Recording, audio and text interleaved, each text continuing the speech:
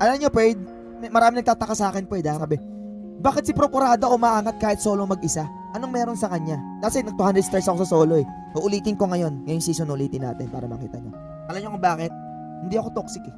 Kayo mga Perd, kung sa tingin nyo kung bakit low points ka pa rin, ito walang sakitan ng loob, Perd, ha? Real talk lang. Kasi toxic ka. Ikaw yung tipong, pa nagkamali yung kampi mo, sinisisi mo.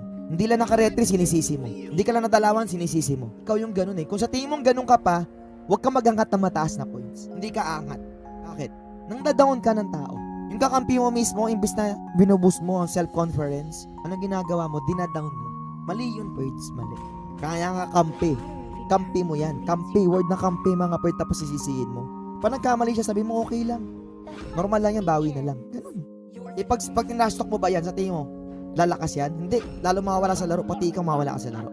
Ba't ikaw trash talker ka noon? Oo, tama. Unang labas ko ng streamer, trash